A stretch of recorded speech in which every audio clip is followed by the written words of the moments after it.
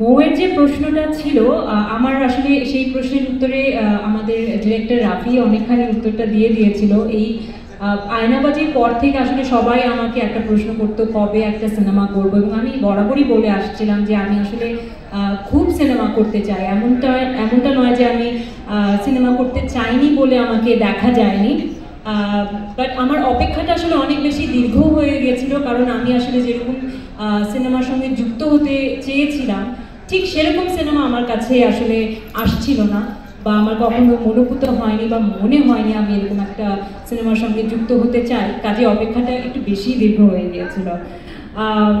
আর মৌ যে বলছিল আমাকে প্রেস কনফারেন্সে দেখেছে, আসলে তখন প্রেস কনফারেন্সে আমি গিয়েছিলাম, আমাকে আমন্ত্রণ জানানো হয়েছিল বলে আমি নর্মালি দর্শক হিসেবে শুভেচ্ছা জানাতে গিয়েছিলাম আলফাই চরকিকে। আমি তখনও জানতাম না যে এরকম কোনো কিছু আমার কাছে আসবে। সেদিন রাফির সঙ্গে আমার দেখা, এবং রাফি আমাকে বলে যে আপু একদিন আসো আমার অফিসে, আমি একটু কথা বলবো। তো তখন একটু আঁচ করেছিলাম যে মনে হয় যেহেতু তুফানের অ্যানাউন্সমেন্ট হয়েছে, হয়তো এই প্রজেক্ট নিয়েই আমার সঙ্গে কথা বলবে। তো গল্প যখন আমি পুরো স্ক্রিপ্টটা পড়ি, পুরো স্ক্রিপ্ট পড়ে আমার কাছে জাস্ট আমি পুরো ভিজুয়ালাইজ করে ফেলেছিলাম পুরো ফিল্মটা, যে it's like a cinema hall movie, মানে সিনেমা হলের স্টোরি।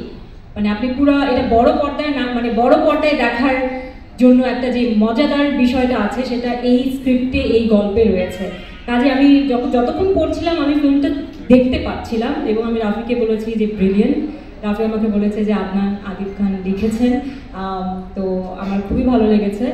আর সেই সঙ্গে রাফি আমাকে একটা কথা বলেছিল যে তোমাকে সবসময় যেভাবে দর্শক দেখে আসছে আমি আসলে তোমাকে সেভাবে প্রেজেন্ট করতে চাই না, এবং আমি নিজের জন্য তাই চাচ্ছিলাম, কারণ আমাকে নিয়ে সবারই একটা খুব স্টেরিওটিপিক্যাল ধারণা আছে, বা কোনো একটা পার্টিকুলার লুকে সবসময় আমাকে সবাই দেখে থাকে। তো আমিও চাচ্ছিলাম যে সেই জায়গাটা ভাঙতে। তো থ্যাংক ইউ রাফি আমাকে ওভাবে প্রেজেন্ট করবার জন্য, আই এম ভেরি হ্যাপি।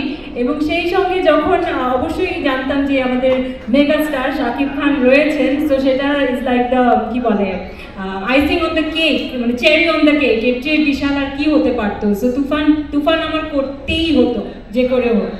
তো আমাদের সুপারস্টার ডিরেক্টর রাফি রয়েছে, মেগাস্টার শাকিব খান রয়েছে, এবং অবশ্যই আমি মেনশন করতে চাই আলফা আই এবং চরকি, যেখানে একসঙ্গে এসবিএফ রয়েছে।